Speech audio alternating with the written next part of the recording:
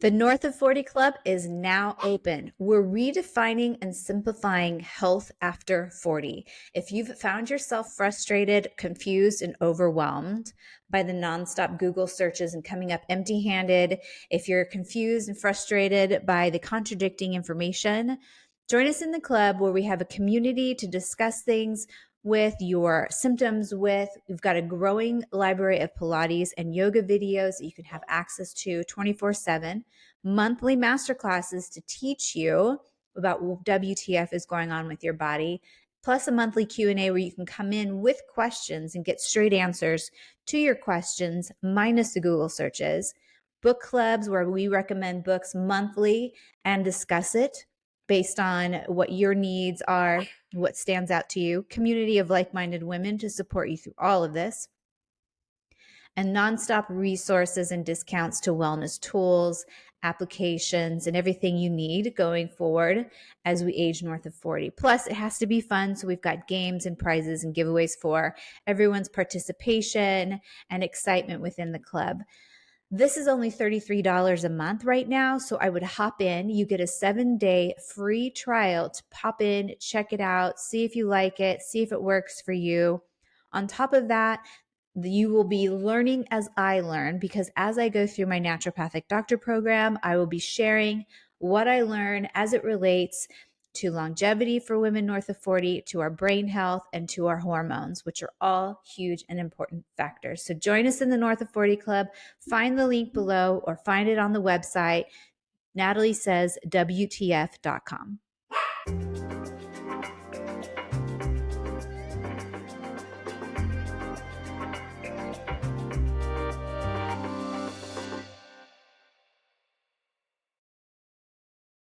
Hello and welcome to another episode of WTF Happened to My Body. I am your host, Natalie Garay, and we are going to continue this series of WTF Happened to My Body, Fixing the Aftermath of Having Kids, no matter how long ago it was. That is the title of my book, and I'm breaking it down into sections to give you an idea of what to find inside. If you didn't listen to the first episode in this series, talking about the what's and the whys of why I wrote this book and the process, go back and have a listen. So this episode is about WTF as a pelvic floor and why is it so important.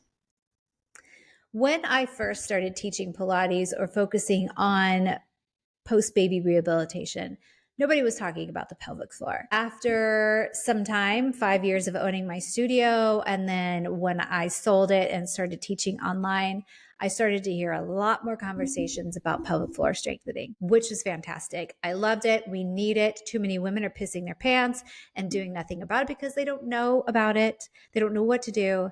They're embarrassed to talk about it. It all makes sense. So if you are experiencing this, you need to be having this conversation with anybody and everybody who will listen, who could potentially be experiencing this as well. It was something that my mom didn't even talk about until I mentioned it to her as far as the work that I was doing. And then come to find out she experienced it and she was wearing liners because of it. Who knew? She was certainly not talking to my grandmother about it. So WTF is a pelvic floor, and why is it so important? And let me go back a little bit. So I opened my private Pilates studio in 2015, and this was after having taught in various Pilates studios and physical therapy clinics for about 8 to 9 years. I've been teaching Pilates for over 20. And after working with a client, I tell the story in the book, and listening to her story of having taken her kids and their friends to a trampoline park, she decided to join in last minute, I believe it was, and completely empty her bladder on the trampoline. Can you imagine? Can you imagine having pissed yourself while jumping on a trampoline with your kids and their friends? And I believe it was out of town. I think she had to drive like an hour or so out of the way, if not further. And so here she was having to, I don't even remember what she did, actually. Did she leave? Did she change her clothes? Did she have to sit in wet clothes on the way home? I can't even tell you, but it was a story I had heard one too many times about women who were experiencing incontinence issues. Maybe it was something as simple as a sneeze, a laugh, or a cough. And it's dismissed. as with a lot of things that women experience, it was dismissed as just part of the territory. Whether it was discussed with friends and everyone's like, oh, yeah, I experienced that too. We laughed about it. Ha ha ha. Or they go to a doctor and the doctor's like, yeah, welcome to the club. It's just part of the territory. You've had 4 kids or 2 kids, or maybe you've had none, because it can happen to people who've had none. Here's the good news, my friend. It's fixable and you don't need to have surgery. Maybe very few of you will need to have surgery, but likely no. But I will tell you this, it will take consistent work and practice. And I have included the tools in my book to enable you to do that. I've listed Pilates exercises and how to demonstrate them, how to practice them. And if that's not enough for you, I have Pilates exercises and videos in the North of 40 Club, my online community, for you to practice too as well. So pelvic floor, what the fuck is it? Pelvic floor is a group of muscles that come together between your legs that kind of work as like a baby's onesie, is how I describe it. They come together like a baby onesie, snaps in the middle, and it holds all of your pelvic organs, supports the pelvis, holds the organs. It actually pinches the opening to your bladder, your rectum. And so when those muscles are weak, it loosens its grip on the opening to the bladder. And so when there is stress, whether it's laughing, sneezing, or coughing, you will leak urine. Other extremes are pelvic organ prolapse. That is when your bladder starts to actually fall through the vaginal opening. There's also the rectal prolapse. That's the same idea. You get the idea. The rectum starts to fall through. There's also a urethra prolapse. And I'm blanking. There's another one, but they're all listed within the book so that you get a better image. And there's an image as well within the book. So picture this baby onesie, or actually, if you're familiar with the paper towel commercials, I think they're Brawny paper towels, where they do this test and they're holding a Brawny towel and they pour water on it and it doesn't do anything. It doesn't break. I think it bends, but it doesn't break. And then they use a cheaper or less absorbent paper towel. They pour water on it and this towel breaks. So picture your pelvic floor as that. They're muscles. So let's say you're pregnant. The weight of the baby is like the water. It pushes down on those muscles, which stretches them and weakens them. And when the weakened muscle, when the muscles weaken, like I said, it will allow for the opening of these organs to either cause incontinence or pelvic organ prolapse. So the good news is, and then, if you had a vaginal delivery, then pushing a baby out of your vagine definitely causes some stretching through those muscles. It also weakens if you happen to have had an episiotomy. The good news is that these can be fixed without surgery and with exercise. And I know that's a lot to take in, even as I say that. I'm like, God, people don't worry. It can be fixed. And maybe you have gone to your doctor and they said, no, but we can perform surgery, or, something along those lines. But I've helped hundreds of women, if not more, over the last 20 years, thousands, strengthen their pelvic floor so that they could get back to their CrossFit workout, so they could get back to their running routine. And I remember having a conversation. I did a workshop at a CrossFit gym because one of the members came to me and said, oh my gosh, this is happening so much at the gym.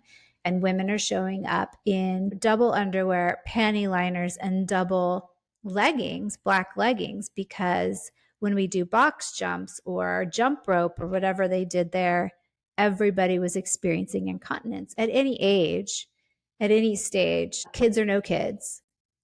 And so she said, I need you to come in and tell women this because, obviously it can be embarrassing, but people don't know what to do and they're just laughing it off. But, you got to keep humor in all of this. Why not laugh about it? Because, for some things, if we don't laugh about it, we're going to cry about it. The other thing to take into account for this is that hormones during pregnancy, we've got the increase in hormones during pregnancy and birth.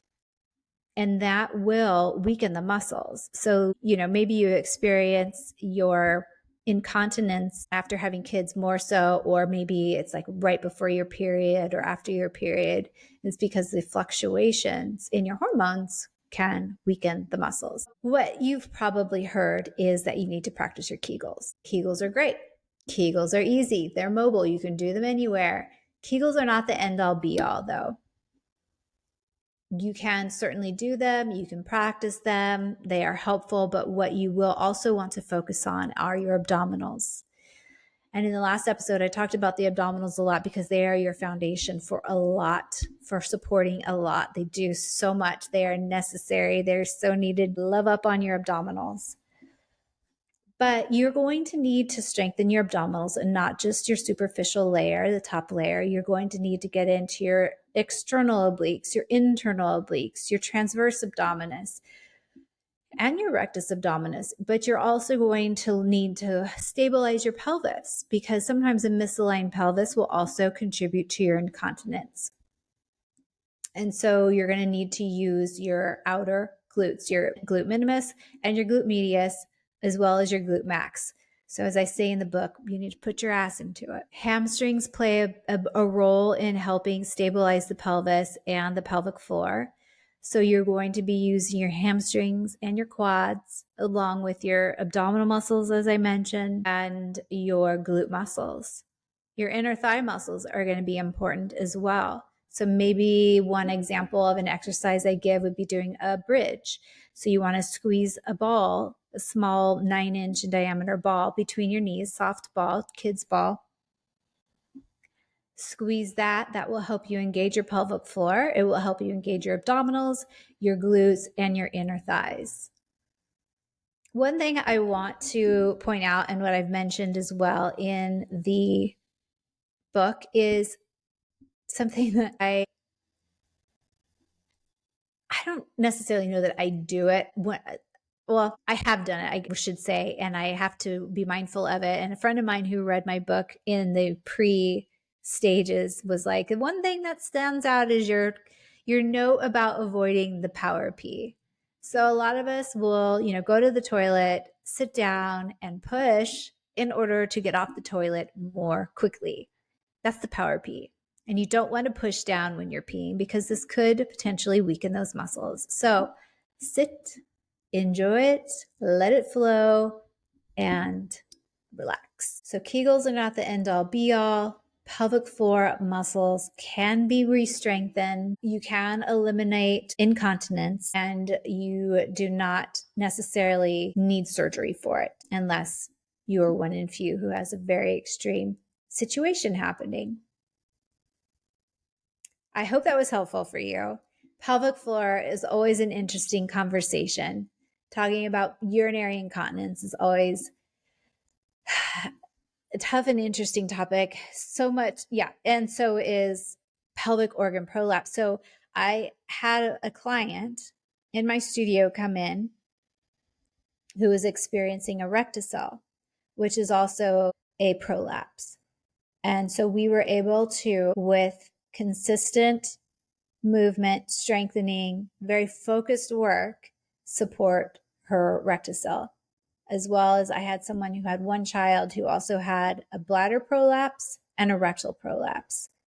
And we were able to strengthen and support her so that she could avoid surgery. So just that one last message to say, there is hope if this is something that you are currently experiencing. You do not have to, I have to sneeze for a second. You do not have it. And there are exercises listed in the book that you can do to support you. So thank you for joining me for this second episode in this series. Like I said, if you did not hear the first episode, go back, listen to it. If you have a friend who's a mom, a mom, send this episode to her because she will need it. And I will list the book in the show notes in case you want to buy it for everyone you know. But you can also find it on Amazon, Barnes & Noble, and if you're out of the United States, it is available there as well in every country, I believe. Thank you again for joining me. Until next time, Have a great one.